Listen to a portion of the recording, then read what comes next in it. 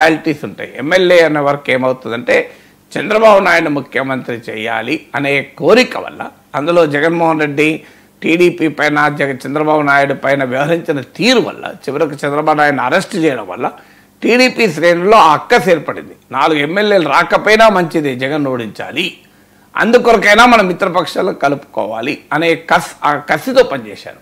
So TDP, అందుకే TDP నుంచి జనసేనకు 90% ఓట్ ట్రాన్స్ఫర్ కూడా కావటానికి నేను డేవన్ చెప్తున్నా, మోర్ దెన్ 90% ఓట్ ట్రాన్స్ఫర్ అవుతుంది. కారణం అది. కానీ ఇప్పుడు క్షేత్రస్థాయికి వచ్చేవరకు ఏమవుతుందంటే వేరే పార్టీల వాళ్ళు కూడా టీడీపీ తరఫున టికెట్ రాకపోతే పక్క వేరే వైసీపీకి పోయి కూడా పోటీ చేయొచ్చు. సో అందువల్ల జనసేన వాళ్ళు పోటీ చేసిన తెలుగుదేశం ఓటు క్షేత్రస్థాయిలో ఎంత ట్రాన్స్ఫర్ అవుతుంది, అసంతృప్తి టీడీపీ శ్రేణుల్లో ఉన్నప్పుడు వాళ్ళు ఎలా పనిచేస్తారు, ఎలా గెలిపిస్తారు అనే క్వశ్చన్ ముందుకు వస్తుంది. మూడవది ఏంటంటే, ఒకసారి మరి ఒకవేళ ఇవ్వలేదు అనుకుందాం, జనసేనకు బలం తక్కువ ఉంది కనుక పవన్ కళ్యాణ్ అంగీకరించి తక్కువ సీట్లకే అంగీకరించాడు అనుకోండి, అప్పుడు ఇంకో ప్రమాదం టీడీపీకి ఉంటుంది. ఏంటి ఆ ప్రమాదము అంటే, జనసేనకు డమ్మీ చేస్తున్నారు, పవన్ కళ్యాణ్ డమ్మీ చేస్తున్నారు. మీరు ఇంతకుముందు అన్న చూడండి, 21 సీట్లే తీసుకున్నాడని అప్పుడు రామజోగేలు, ముద్రగడ పద్మనాభాలు అటాక్ పెట్టలేదా? ఇప్పుడు కూడా ఆ అటాక్ మొదలవుతుంది. చూడండి, మేము చెప్పింది నిజం, టీడీపీకి సహకార పాత్రని పవన్ కళ్యాణ్ వహిస్తున్నాడు, అందువల్ల కాపులు ఎందుకని టీడీపీకి పనిచేయాలి అని జనసేన వెనకాలన్న కాపు ఓటర్లను ప్రత్యర్థులు రెచ్చగొట్టే అవకాశం ఉంటుంది వైసీపీ. చూడండి, పవన్ కళ్యాణ్ డమ్మీ తెలుగుదేశం విజయం కొరకు పనిచేస్తున్నాడు. ఎక్కువ సీట్లు వస్తే అదొక బాధ, ఎక్కువ సీట్లు ఇస్తే టీడీపీ వాళ్ళకి అవకాశాలు పోతాయి, టీడీపీలో అసంతృప్తి పెరుగుతుంది. తక్కువ సీట్లు ఇస్తే మీకు మా టీడీపీ జనసేనను సైడ్ లైన్ చేస్తున్నారు అని కాపుల ఓట్లు తమ వైపు తిప్పుకోవటానికి అవకాశం ఉంటుంది. ఎందుకంటే చరిత్ర మనకు చూస్తే కాపు ఓటు అటు ఇటు ఆసిలేట్ అయిన ఉదాహరణలు కూడా ఉన్నాయి. లేదు, జనసేనకు టికెట్ ఇచ్చినా మరి వాళ్ళు గెలుస్తారనే క్వశ్చన్ ఇంకోటి ఉంది.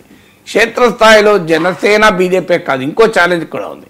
లాస్ట్ టైం స్థానిక సంస్థలు జగన్మోహన్ రెడ్డి టైంలో జరిగినప్పుడు ఎవరికి నామినేషన్ కూడా ఇవ్వకుండా ఒక రకంగా అధికారాన్ని ఉపయోగించి ఎక్కువ స్థానిక సంస్థల సీట్లు వైసీపీ గెలుచుకుంది.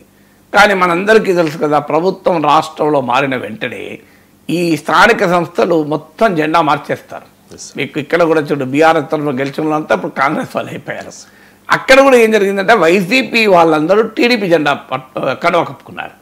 వాళ్ళు మరి టీడీపీలోకి వచ్చినప్పుడు పార్టీ హామీ ఇచ్చుంటుంది కదా వాళ్ళకు, నిన్నే మళ్ళీ ఎంపీటీసీ పెడతా, నిన్నే మళ్ళీ జడ్పీటీసీ పెడతా, నీకే మళ్ళీ మండల్ ప్రెసిడెంట్ ఇస్తా, నీకే మున్సిపల్ చైర్మన్ ఇస్తా.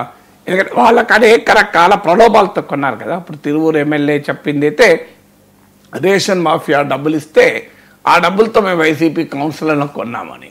సో మరి ఇలా రేషన్ మాఫియా డబ్బులతో కొన్న చోట ప్రాబ్లం లేదు, డబ్బులు తీసుకున్నారు. కానీ కొన్ని చోట్ల పదవులు కూడా ఆశ పెట్టి ఉండాలి కదా.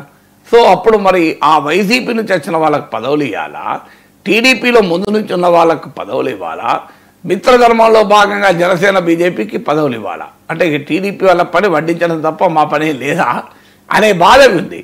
తర్వాత మీ క్షేత్రస్థాయిలో మీరు చూడండి, వైసీపీ నుంచి టీడీపీలో చేరినా ఆ రకమైన కెమిస్ట్రీ లేదు. వాళ్ళు టీడీపీలో చేరినా టీడీపీలో వారు సెపరేట్ వర్గంగానే పనిచేశారు, టీడీపీ వాళ్ళు ఒరిజినల్ టీడీపీ పనిచేశారు. ఆ గ్యాప్ అలాగే కంటిన్యూ అయింది. ఎందుకు కంటిన్యూ అయిందంటే క్షేత్రస్థాయి రాజకీయాలు వేరే ఉంటాయి. ఒక వర్గం టీడీపీలో ఉంటే గ్రామంలో ఇంకో వర్గం వైసీపీలో ఉంటుంది. అధికారం రాష్ట్రంలో మారడం వల్ల ఆ వర్గం కూడా టీడీపీలో చేరొచ్చు, కానీ ఆ 2 వర్గాలుగానే ఉండిపోతాయి తప్ప పార్టీలుగా ఉండవు. అందువల్ల వైసీపీ నుంచి గెలిచిన స్థానిక సంస్థల ప్రతినిధులు టీడీపీలో గెలిచిన టీడీపీ ఒరిజినల్ టీడీపీ వారితో ఆ కెమిస్ట్రీ లేదు, ఆల్రెడీ ఆ గ్యాప్ ఉంది. అందువల్ల ఇది ఒక పెద్ద ఛాలెంజ్గా ఉండడం మాత్రం ఖాయం.